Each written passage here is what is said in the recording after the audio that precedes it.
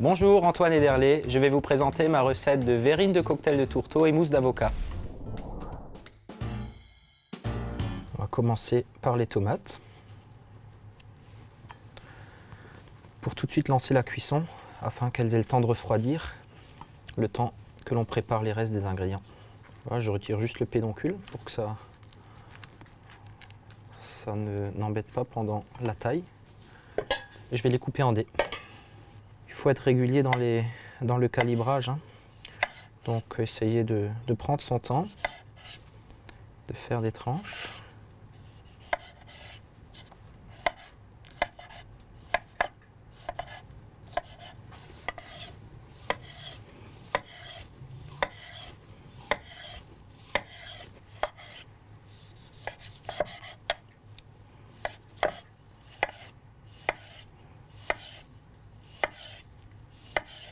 Le choix de prendre plusieurs tomates, ça apporte beaucoup de couleurs dans l'assiette.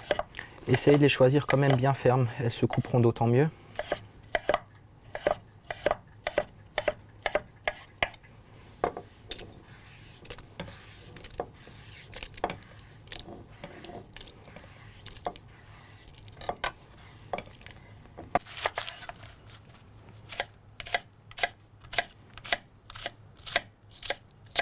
On cisèle.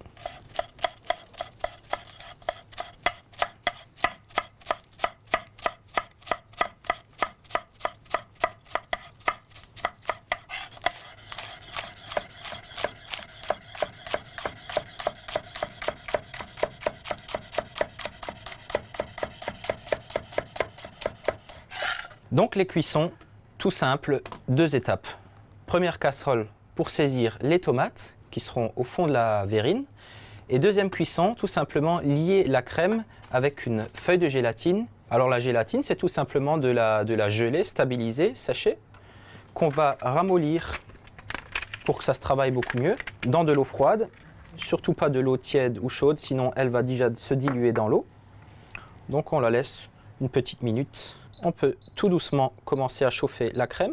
On veut une cuisson vive pour les tomates pour éviter de faire une compotée. On verse un petit peu d'huile d'olive dans la poêle.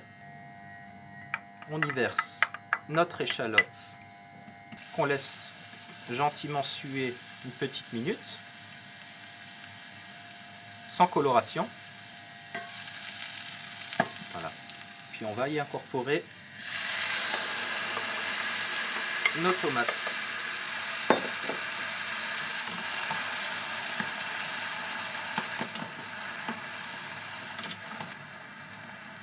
La gélatine est ramollie, on l'incorpore dans la crème et on va attendre juste une ébullition.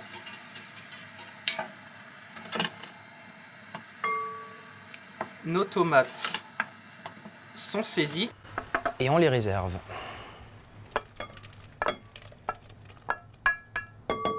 La feuille de gélatine s'est homogénéisée avec la crème. On peut réserver également.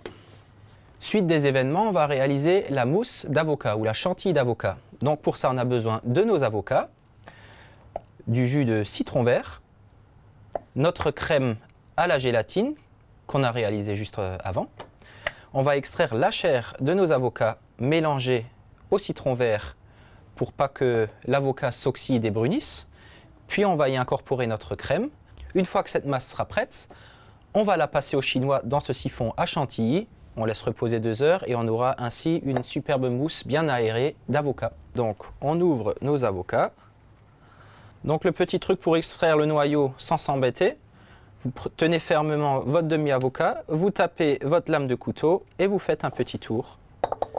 Cette opération doit être faite relativement rapide parce que ça s'oxyde très vite. Avec la cuillère, vous vous placez bien entre la peau et l'avocat pour en laisser le moins possible. Lorsque vous achetez vos avocats, n'hésitez pas à les toucher pour en vérifier la texture, qu'ils soient légèrement mous, bien mûrs. Ça va tout seul, hein. Vous poussez un petit peu la cuillère, vous voyez. Notre jus de citron vert. Notre crème. Un petit coup de sel. Et dans cette recette, j'utilise à la place du poivre du piment d'Espelette. Vous pouvez utiliser un mixeur plongeant ou bien tout simplement, si vous avez un genre de blender, un blender à barre ou un type Magimix, vous pouvez mettre tout ça dans votre appareil et mixer la masse.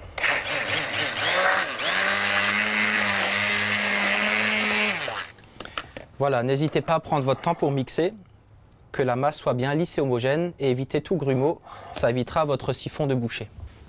On va verser notre appareil d'avocat à travers le chinois étamine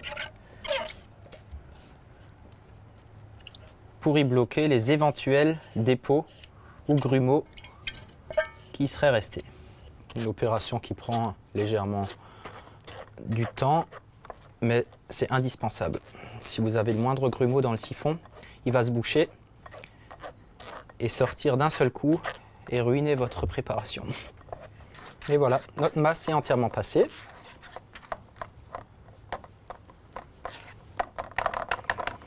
Donc notre siphon est rempli de la masse d'avocat.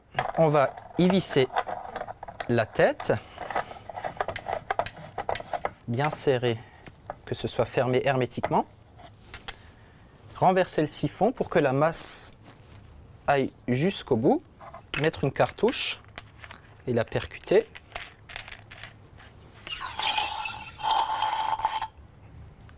Voilà, secouer légèrement.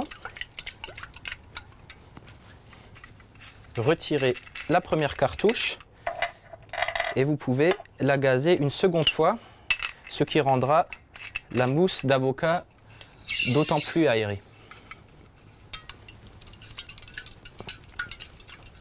Voilà, plus qu'à réserver 2 heures au frais et puis la chantilly sera prête.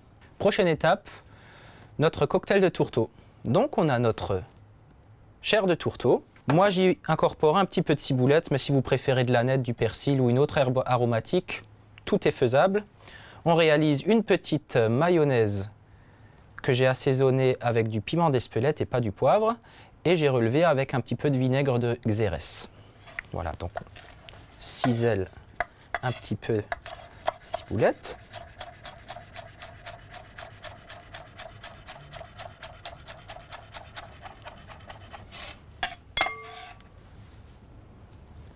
On y incorpore notre mayonnaise. Et puis, on va gentiment mélanger la masse.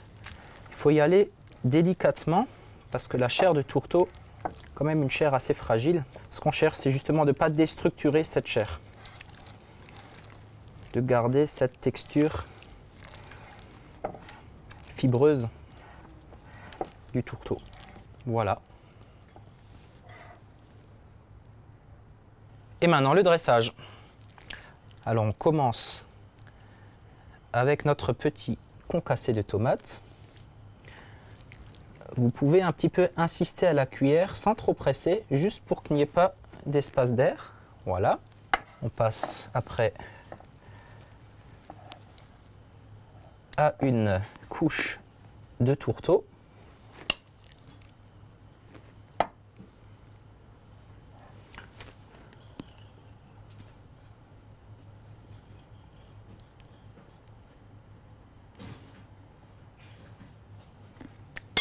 Et on termine avec notre chantilly d'avocat.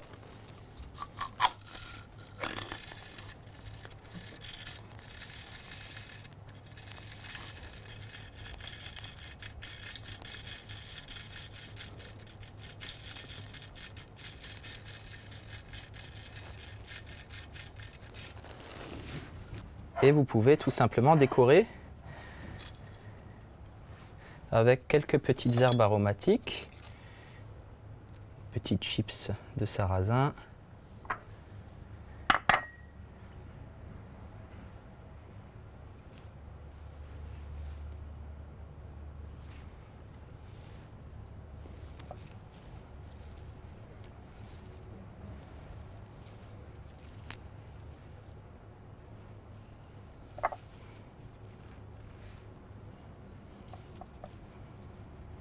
fleurs comestibles. Ou tout simplement quelques lamelles de radis frais.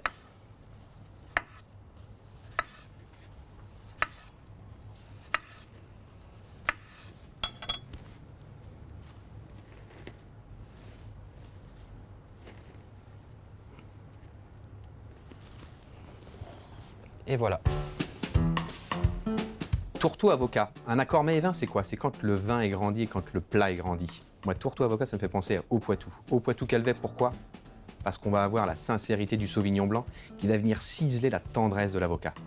Et ensuite, on va avoir le côté iodé, salin du tourteau qui va se marier parfaitement avec la salinité, le croquant, la fraîcheur d'un Haut Poitou-Calvet Sauvignon blanc.